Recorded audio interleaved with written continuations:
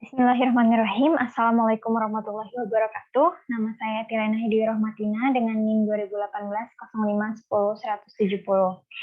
Video ini didedikasikan untuk memenuhi tugas ujian akhir semester pada mata kuliah Politik Islam di Asia Tengah. Di sini saya memilih judul yaitu konflik antara dinasti Mongol dengan dinasti Khawarizm di Asia Tengah.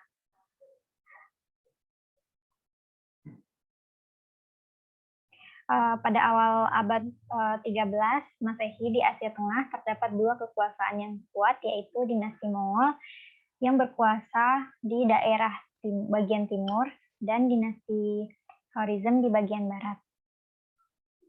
Sejarah dinasti Mongol yaitu di sini saya akan menjelaskan sedikit tentang sejarah dinasti Mongol. Sejarah dinasti Mongol, bangsa Mongol tercatat dalam sejarah Islam sebagai penghancur peradaban Islam. Tetapi sejarah juga mencatat bahwa dari cucu-cucu Genghis Khan inilah terjadi penyebaran Islam yang begitu luas di dunia. Asal-usul bangsa Mongol dalam catatan sejarah dimulai pada akhir abad 12 dan awal abad 13 Masehi. Sebagaimana diungkapkan dalam buku Secret History of the Mongol, pada mulanya bangsa Mongol adalah suatu masyarakat hutan yang mendiami hutan Siberia dan Mongolia luar di antara gurun pasir Gobi dan Danau Baikal. Bangsa Mongol mulai dikenal dalam sejarah dunia pada akhir abad ke-6 Masehi atau abad ke-12 Masehi. Tidak lama setelah itu, mereka menjelma menjadi bangsa yang sangat dikenal secara global dengan kekuatan dan kehebatannya dalam melakukan pertempuran untuk menghancurkan musuh-musuh meskipun mereka berada di luar tanah airnya, yaitu Mongolia. Selanjutnya, di sini saya akan menjelaskan sedikit tentang sejarah dinasti Khawarizm. Dinasti Khawarizm pada awalnya merupakan sebuah provinsi yang berada di bawah kekuasaan Kesultanan Saljuk. Setelah wafatnya Sultan Sanjar, penguasa Saljuk pada tahun 1157 Masehi, kerajaan ini terpecah menjadi negara-negara kecil dan provinsi. Khawarizm di bawah kepemimpinan Fudh al-Din Muhammad Shah berkembang pesat dan berhasil menguasai hampir seluruh wilayah Saljuk. Dinasti Khawarizm mencapai puncak kejayaannya pada masa kepemimpinan Sultan al-Din Muhammad Khawarizm Shah, di mana daerah kekuasaannya membentang dari perbatasan Irak di sebelah barat sampai di sebelah timur, dari Danau Aral dan Danau Kaspia di sebelah utara sampai Teluk Persia dan Samudra India di sebelah selatan. Selanjutnya, di sini saya akan menjelaskan tentang proses terjadinya konflik antara dinasti Mongol dengan dinasti Khawarizm. Pertama-tama, di sini saya akan menjelaskan akar terjadinya konflik antara dinasti Mongol dan dinasti Khawarizm. Hubungan antara dinasti Mongol dan dinasti Khawarizm dimulai pada masa kepemimpinan Genghis Khan yang mengagumi kekuatan militer, khususnya senjata, dan majunya kebudayaan Khawarizm. Untuk itu, maka Genghis Khan mengirimkan para dutanya kepada Sultan Ala al-Din Muhammad Shah, penguasa Khawarizm, untuk mengadakan kontak perdagangan. Sultan Ala al-Din Muhammad Khawarizm menerima kontak diplomasi perdagangan ini. Akan tetapi, hubungan ini hanya terjadi sementara dan berubah menjadi sebuah permusuhan. Permusuhan ini disebabkan oleh Khalifah Abbasiyah yang ke-34, Al-Nasir, tahun 1180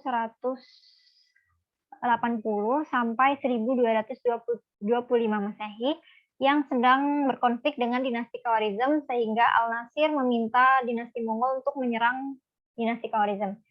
Yang selanjutnya yaitu saya akan menjelaskan tentang proses terjadinya konflik antara dinasti Mongol dan dinasti Khawarizm.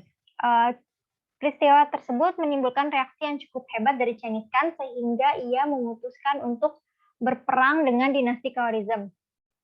Pertempuran pertama antara kedua belah pihak ini terjadi di Turkistan pada tahun 1218 Masehi. Pertempuran ini berlangsung seimbang, sehingga kedua belah pihak kembali ke negerinya tanpa membawa kemenangan.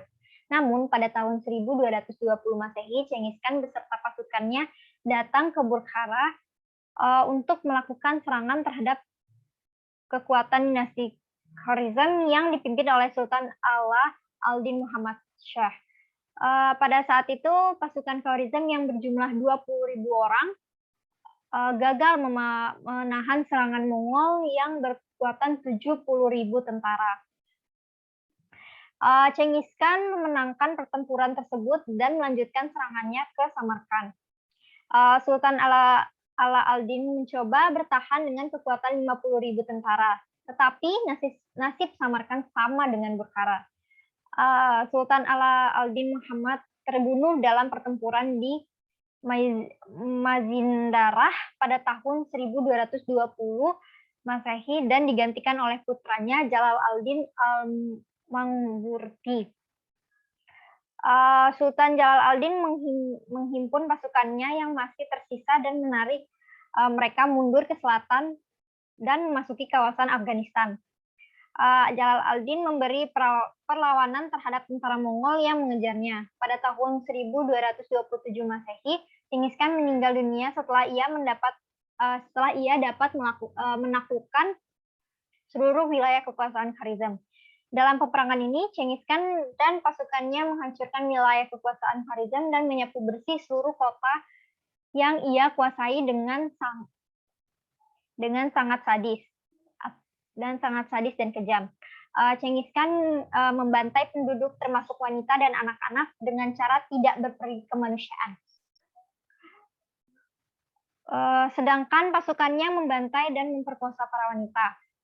Ong Hatai, anaknya Cengis Khan, menjadikan agung Mongol setelah meninggalnya Cengis Khan. Ia tidak memberi kesempatan kepada Jalal al-Din memberikan kesempatan kepada Jalal al-Din. Oleh karena itu, ia menyerahkan kurang lebih 30.000 tentara untuk mendesak tentara Jalal al-Din. Sultan Jalal al-Din berusaha mempertahankan kekuasaan dari pasukan Mongol tersebut. Akan tetapi, setelah memasuki daratan India Utara, mereka terjebak di antara Sungai Indus dan pasukan Mongol pun berhasil mengalahkan mereka. Dengan kekalahan ini, maka berakhirlah kekuasaan dinasti Khwarizm di Asia Tengah dengan meninggalkan Sultan Jalal al-Din. Sekian dari presentasi saya, semoga dapat dipahami. Wassalamualaikum warahmatullahi wabarakatuh.